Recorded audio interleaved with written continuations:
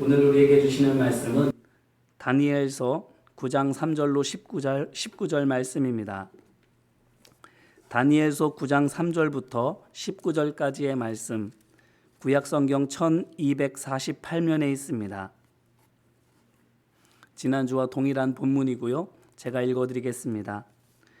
내가 금식하며 베옷을 입고 재를 덮어쓰고 주 하나님께 기도하며 간구하기를 결심하고 내 하나님 여호와께 기도하며 자복하여 이르기를 크시고 두려워할 주 하나님, 주를 사랑하고 주의 계명을 지키는 자를 위하여 언약을 지키시고 그에게 인자를 베푸시는 이시여, 우리는 이미 범죄하여 배역하며 행악하며 반역하여 주의 법도와 규례를 떠나싸우며 우리가 또 주의 종 선지자들이 주의 이름으로 우리의 왕들과 우리의 고관과 조상들과 온 국민에게 말씀한 것을 듣지 아니하였나이다. 주여, 공의는 주께로 돌아가고 수치는 우리 얼굴로 돌아옴이 오늘과 같아서 유다 사람들과 예루살렘 거민들과 이스라엘이 가까운 곳에 있는 자들이나 먼 곳에 있는 자들이 다 주께서 쫓아내신 각국에서 수치를 당하였사오니 이는 그들이 주께 죄를 범하였음이니이다. 주여, 수치가 우리에게 돌아오고 우리의 왕들과 우리의 고관과 조상들에게 돌아온 것은 우리가 주께 범죄하였음이니이다마는 주 우리 하나님께는 긍휼과 용서하심이 있사오니 이는 우리가 주께 패역하였음이오며 우리 하나님 여호와의 목소리를 듣지 아니하며 여호와께서 그의 종 선지자들에게 부탁하여 우리 앞에 세우신 율법을 행하지 아니하였음이니이다. 온 이스라엘이 주의 율법을 범하고 치우쳐 가서 주의 목소리를 듣지 아니하였으므로 이 저주가 우리에게 내렸으되 곧 하나님의 종 모세의 율법에 기록된 맹세대로 되었사오니 이는 우리가 주께 범죄하였음이니이다. 주께서 큰 재앙을 우리에게 내리사 우리와 및 우리를 재판하던 재판관을 쳐서 하신 말씀을 이루셨사오니 온 천하의 예루살렘에서 일어난 일 같은 것이 없나이다. 모세의 율법에 기록된 대로 이 모든 재앙이 이미 우리에게 내렸사오나 우리는 우리의 죄악을 떠나고 주의 진리를 깨달아 우리 하나님 여호와의 얼굴을 기쁘게 하지 아니하였나이다. 그러므로 여호와께서 이 재앙을 간직하여 두셨다가 우리에게 내리게 하셨사오니 우리 하나님 여호와께서 행하시는 모든 일이 공의로우시나 우리가 그 목소리를 듣지 아니하였음이니이다. 강한 손으로 주의 백성을 애굽 땅에서 인도하여 내시고 오늘과 같이 명성을 얻으신 우리 주 하나님이여, 우리는 범죄하였고 악을 행하였나이다. 주여, 구하옵나니 주는 주의 공의를 따라 주의 분노를 주의 성 예루살렘 주의 거룩한 산에서 떠나게 하옵소서. 이는 우리의 죄와 우리 조상들의 죄악으로 말미암아 예루살렘과 주의 백성이 사면에 있는 자들에게 수치를 당함이니이다. 그러하온즉 우리 하나님이여, 지금 주의 종의 기도와 간구를 들으시고 주를 위하여 주의 얼굴빛을 주의 황폐한 성소에 비추시옵소서. 나의 하나님이여, 귀를 기울여 들으시며 눈을 떠서 우리의 황폐한 상황과 주의 이름으로 일컫는 성을 보옵소서. 우리가 주 앞에 간구하옵는 것은 우리의 공의를 의지하여 하는 것이 아니요 주의 큰 긍휼을 의지하여 함이니이다. 주여 들으소서. 주여 용서하소서. 주여 귀를 기울이시고 행하소서. 지체하지 마옵소서. 나의 하나님이여, 주 자신을 위하여 하시옵소서. 이는 주의 성과 주의 백성이 주의 이름으로 일컫는 바 됨이니이다. 아멘. 이는 생명의 말씀입니다. 하나님 감사합니다. 오늘은 구약의 믿음의 기도 12번째 다니엘의 기도 중 두 번째 시간입니다. 다니엘이 선지자 예레미야의 책을 읽던 중 하나님께서 예레미야 선지자에게 유다 백성의 포로 기간이 얼마나 되는지에 대해서 알려주셨다는 사실을 알게 되었습니다. 그 기간은 익히 잘 알려져 있는 대로 70년입니다. 그런데 생각해보면 의아합니다. 포로 기간이 70년이 될 거란 사실을 이제 알았다니 말이죠. 왜냐하면 다니엘이 읽은 선지자 예레미야의 책이 예레미야서라고 가정할 때, 그렇다면 그가 읽은 데가 예레미야 선지자가 1차 바벨론 포로 때 바벨론에 끌려간 유다 백성들에게 쓴 편지였던 예레미야서 29장이었을 것인데, 그 편지는 많은 사람이 이미 본 것이기 때문입니다. 그렇습니다. 예레미야 선지자가 예레미야서 29장 10절에 분명히 적어놨습니다. 바벨론에서 70년이 차면 하나님께서 유다 백성을 고국으로 돌아오게 하실 거라, 이렇게 적어놨습니다. 그 글을 바벨론 포로들이 다 읽었습니다. 그들만이겠습니까? 아니지요. 유다 땅에 남겨진 사람들도 읽었을 것입니다.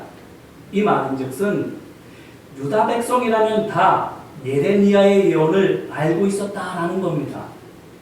왜냐하면 예레미야의 예언은 하나님께서 바벨론을 통해서 유다의 죄를 징계하실 것이니 쓸데없이 피할 길을 찾지 말고 순순히 벌받으라고 하였던 예레미야의 이 선포는 나라가 망하기 전부터도 심심찮게 공공연히 들어왔던 것이기 때문입니다.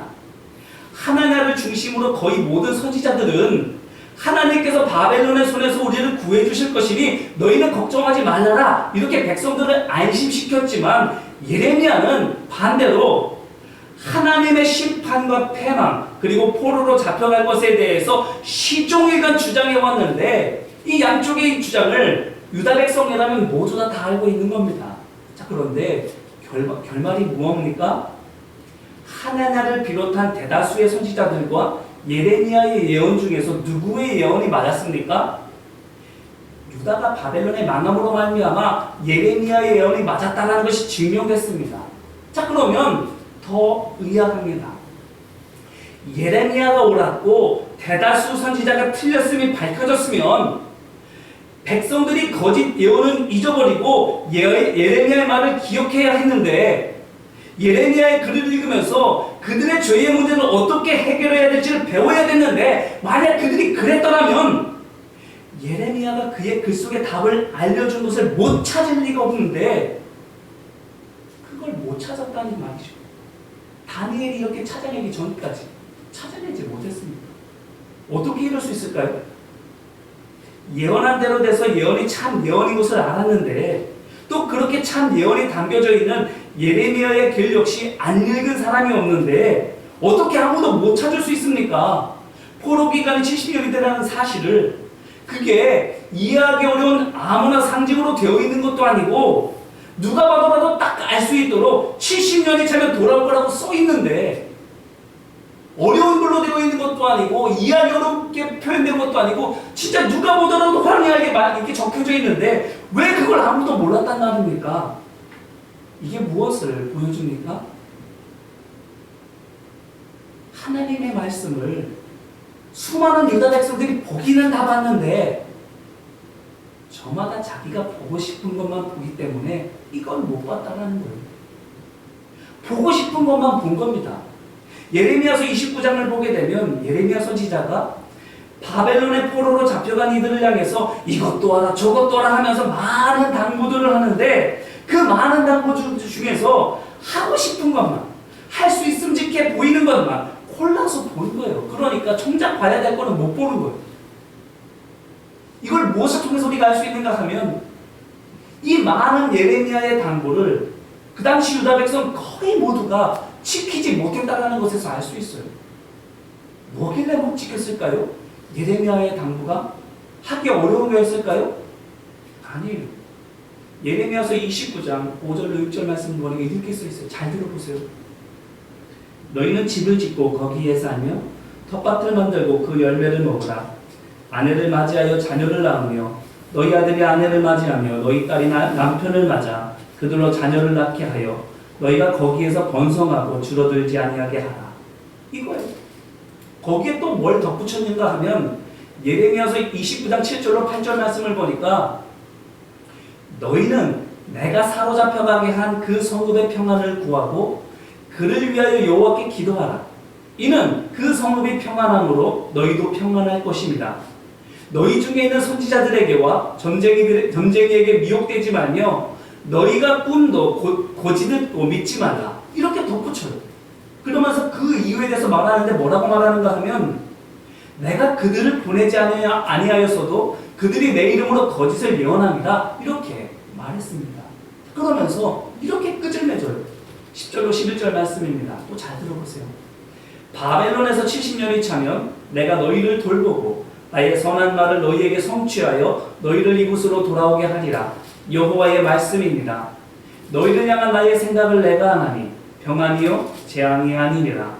너희에게 미래와 희망을 주는 것입니다. 너희가 내게 부르짖으며 내게 와서 기도하면 내가 너희들의 기도를 들을 것이요 너희가 온 마음으로 나를 구하면 나를 찾을 것이요 나를 만나리라. 아멘. 이게 다입니다. 포로들을 향한 예레미야 선지자의 당부가 이게 다예요. 이 내용이 다 뭐랍니까? 쉽게 풀어서 말씀드리면 이런 거예요. 들어보세요. 70년이 될 때까지는 너희가 무엇을 한다 할지라도 하나님께서는 그 기간을 줄여주시지 않을 것이다. 그러니 너희는 선지자의 거짓된 예언이나 꿈에 현혹되어서 바벨론 땅에 분란을 일으키거나 거기에서 도망치지 말고 바벨론이 너희의 고향인 것처럼 집을 짓고 결혼하고 자식을 낳으며 평안히 살아라. 너희 사는 성읍을 위해서 기도하고 거기 주민들과 화목하게 지내라. 70년 동안이다.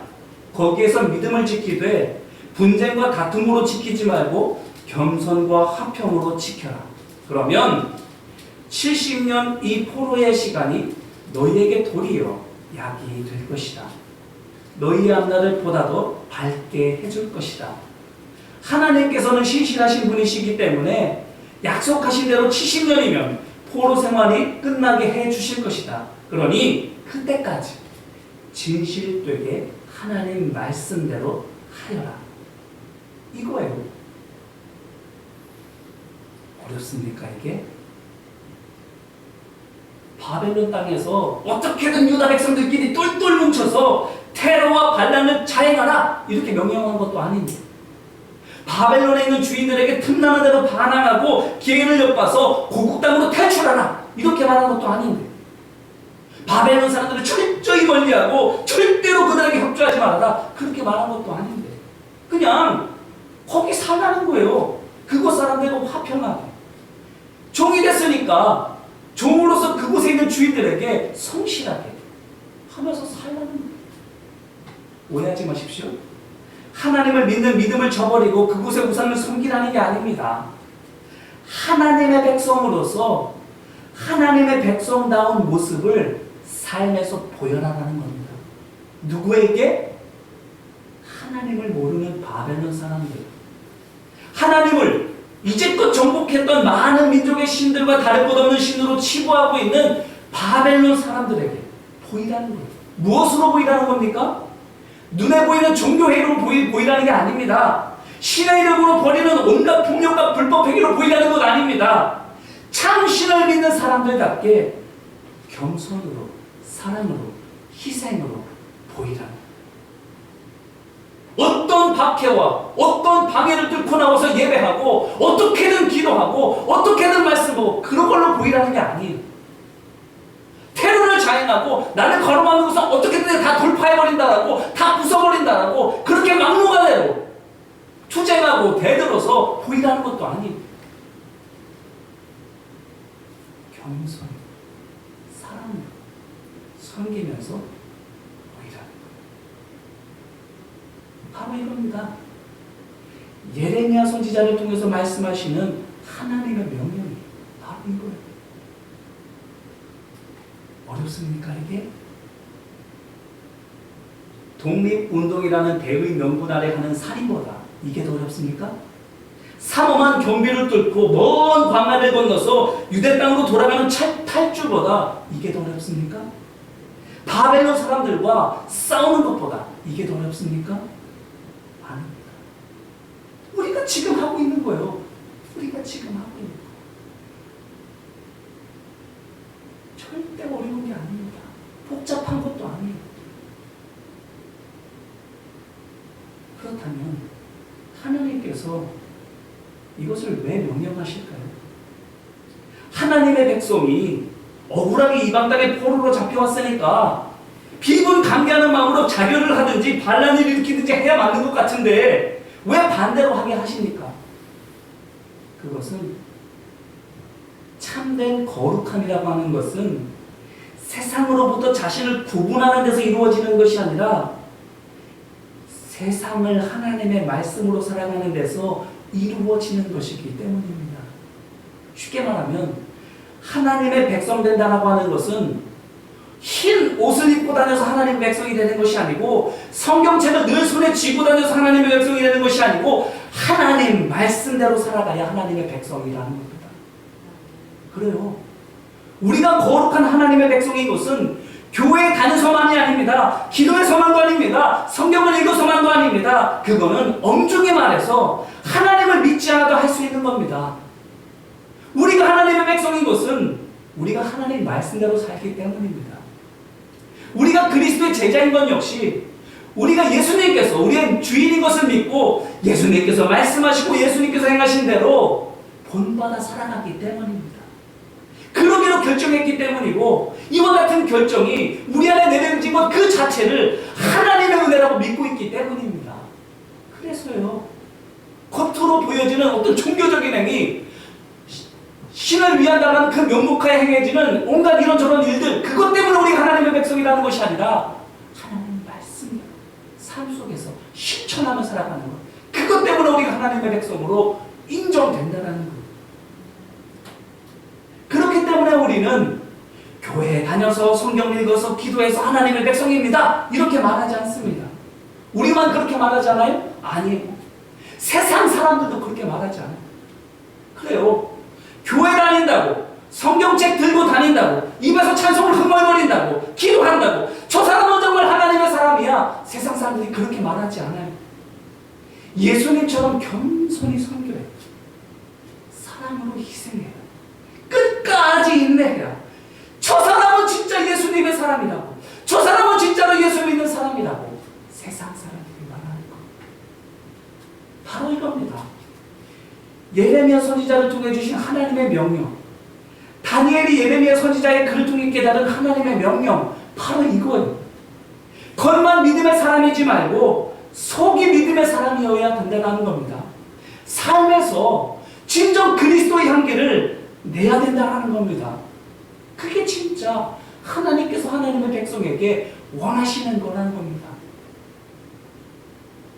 온실 속의 화초처럼 예배할 수 있는 환경, 하나님의 말씀을 전할 수 있는 그런 분위기, 그래서 전하는 게 아니라 하나님의 말씀을 전할 수 없는 상황 속에서 한마디도 하나님 말이라는 말을 꺼내지 못한다 할지라도 내가 하나님을 믿는 사람으로 살아가는 것이 하나님을 질문하는 일이 되고, 찬송 부를 수 없는 상황 가운데에서도 정말 기쁨으로 감사함으로 주어진 환경 속에서 살아가는 것이 하나님의 언약을 믿고 살아가는 하나님의 백성이라는 것.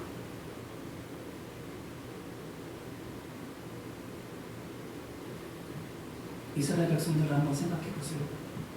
오늘 말씀에서도 또 예레미야 선지자를 통해서도 말합니다. 하나님께서 선지자들을 보내셨는데도 너희가 듣지 않았다. 그런데 바벨론의 포로로 잡혀와가지고는 어떻게 한다는 거예요? 그제서야 비로소 선지자의 말을 듣겠다고 나선다는 거예요. 그게 뭐와 같은 거예요? 모세의 인도 아래 가나안 땅 앞에까지 왔습니다. 가데스 바네아에서 왔는데 하나님의 말씀을 거역해서 가슴이 졸아들어서 그 땅으로 나아가지 못했어요. 그래서 하나님께서 너희는 이제 가지 말라고, 광야로 돌아가라고 말씀하시죠. 근데 그때 가서 비로소 어떻게 해요? 아닙니다. 우리가 가나안 땅으로 들어가겠습니다. 억지를 부려서 들어가서는 결국에는 패퇴하고 말지 않습니까? 똑같은 거예요. 들으라 할 때는 듣지 않다가 이제는 듣지 말라 하니까 이제 와가지고 선지자의 말을 듣겠습니다. 꿈을 꾸겠습니다. 환상을 보겠습니다. 계시를 내려주십시오. 어떻게 하면 이 포로의 생활을 벗어날 수 있습니까? 어떻게 하면 고국 땅으로 돌아갈 수 있습니까? 어떻게 하면 여기서 독립운동을 벌일 수 있습니까? 그러고 있다라는 거예요.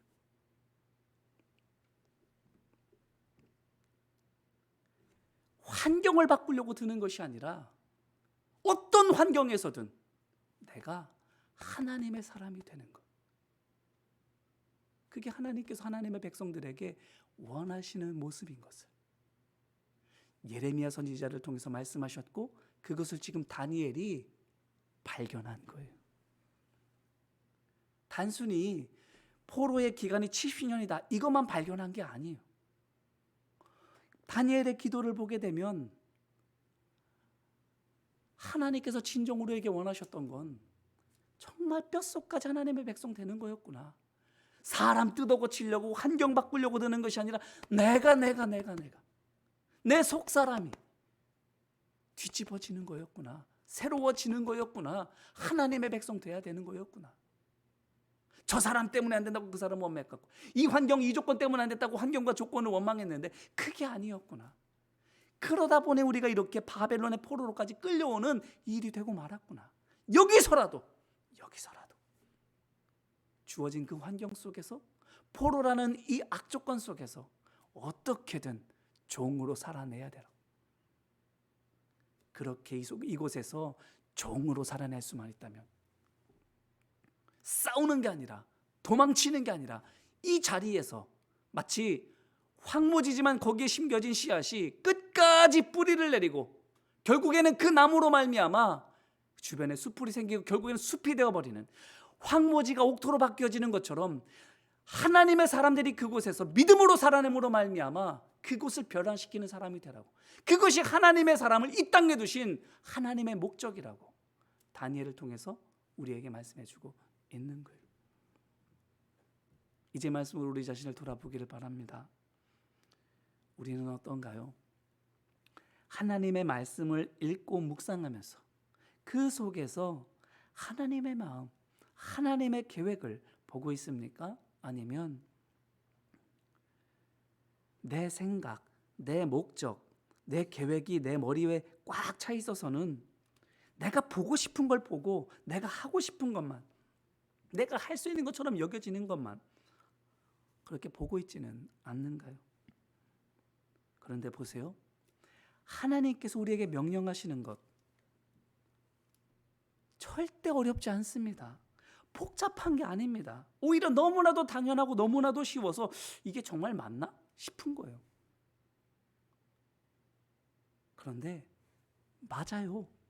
그 쉬운 게, 그 간단한 게 하나님의 명령입니다. 우리를 향하신.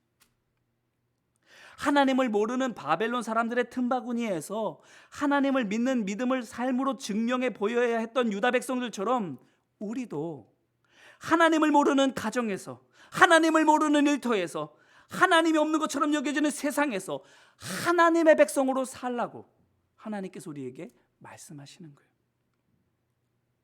우리 자신을 위해서, 우리 편하라고 사람이나 환경을 바뀌도록 투쟁하지 말고 도망치지 말고, 우리를 억누르는 사람과 환경이 우리로 말미암아 하나님의 살아계심을 보도록 우리 사람이 바뀌라고, 내가 하나님 닮아가라고 명령하시는 거예요. 빨랫거리 집어팽개치고 거리로 나가서 전도하라는 거 아닙니다. 설거지 그냥 놔두고, 집에 청소 그냥 놔두고 와서 교회 일 하라는 거 아닙니다. 설거지 하세요. 찬송하며 청소하십시오. 감사하며 비난과 조롱과 수모, 예수님께서 십자가에서 당하신, 나를 위해 당하신 그 수모와 그 치욕, 그 고통 기억하며 믿음으로 견뎌내세요. 내가 주님 닮아갈 때에 하나님께서 역사하세요. 포로의 삶이 재앙이 아니라고 말합니다. 오히려 복이라고 말씀하세요. 왜요? 거기에서 하나님의 영광이 드러날 때 그 이후의 삶은 진정한 기쁨, 진정한 희망 있는 삶이 될 것이기 때문입니다. 나중 가서가 아니라 지금 이 자리에서 믿음으로 살아내기를, 믿음으로 살아낼 수 있도록 하나님께서 함께 하시고 도와주고 계심을 예레미야 선지자를 통해서, 다니엘을 통해서 우리에게 말씀해주고 있습니다. 바벨론 같은 환경에서 겸손과 사랑의 종으로, 화평과 은혜의 종으로 살아갈 때에 우리를 통해서 하나님께서 참으로 놀라운 일들을 행하실 거예요. 그렇기 때문에 바벨론 포로살이 같은 고된 삶이라 할지라도 끝까지 사랑하시기를 바랍니다. 끝까지 섬기기 바랍니다. 끝까지 화목하시기 바랍니다. 이 고통이 도대체 언제 끝나나 그런 생각이 든다 할지라도 하나님께서 그 끝을 정해 놓으실 것이기 때문에 그 끝은 반드시 찾아올 것이기 때문에 그때까지 인내하며 복음을 살아내시기를 주님의 이름으로 기원합니다. 예레미야 선지자를 통해서 약속된 하나님의 명령, 다니엘을 통해서 우리에게 전해주고 계시는 하나님의 당부, 이스라엘 역사 가운데 일어났듯이 오늘 우리의 삶 가운데에서도 현실이 될 줄로 믿습니다. 승리하는 우리 모두가 되시기를 주님의 이름으로 축원합니다. 이제 말씀 붙들고 같이 기도할까요? 이 시간 먼저 회개하는 마음으로 같이 기도했으면 좋겠는데요. 가만히 눈을 감고 우리의 삶을 돌아볼 수 있기를 원합니다. 믿음의 지조를 지킨다, 이런 말을 하지요. 신앙인이 모름지기 신앙의 지조를 지켜야지, 이런 생각을 하지요. 그 신앙의 지조 우리가 무엇으로 지킵니까? 탈레반처럼 어떻게든 투쟁하고 땡깡을 부리고 폭력을 써서라도 쟁취하는, 그게 신앙의 지조를 지키는 것만일까요? 무조건 거부하고 회피하고 도망치는 것, 멀리 떠나고 산속으로 깊이 들어가는 것, 또 그것만이 신앙의 지조를 지키는 길일까요? 바벨론 포로 생활에서 하나님께서는 이스라엘 백성에게 그렇게 말씀하지 않았습니다. 싸우라고 하지 않으셨어요. 투쟁에서 얻으라 하지 않았습니다. 도망치라고도 하지 않았어요. 포로된 삶, 노예된 삶 살아내라고 하셨어요. 요셉이 그 노예의 삶을 살아낸 것처럼, 죄수의 삶을 살아낸 것처럼 우리도 살아내라고 말씀하시는 거예요. 그런데 싸우고 있지는 않습니까? 사람이 우리의 싸움의 상대가 아니고 환경이 우리의 싸움의 상대가 아닌데 사람을 상대로 싸우고 있고 환경과 싸우고 있습니까? 아니면 도망치고 있습니까? 하나님의 말씀 속에서 우리를 향하신 하나님의 뜻, 우리에게 주신 하나님의 명령, 믿음의 눈으로 보는 게 아니라 우리 생각대로, 우리 눈에 보고 싶은 대로 그렇게 보고 생각하고 있지는 않는가요? 그렇다면 이 시간 다니엘서를 통해서 우리에게 주시는 이 하나님의 말씀, 하나님의 명령과 우리가 지금까지 생각해왔던 것들이 다르다면 회개하는 마음으로 같이 기도했으면 좋겠습니다. 주님, 나는 이게 맞다고 보았는데 하나님의 명령은 다른 거였군요. 주님, 불쌍히 여겨주시고 하나님의 명령을 볼 수 있는 믿음의 눈 갖게 하여 주옵소서라고 이 시간 같이 기도할 수 있게 되기를 원합니다. 같이 기도하겠습니다. 은혜와 사랑 많으신 아버지 하나님,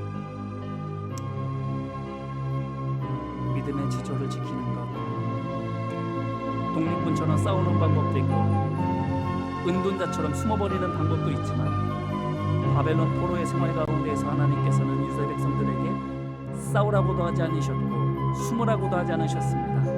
내게 주어진 그 이방 땅의 환경 속에서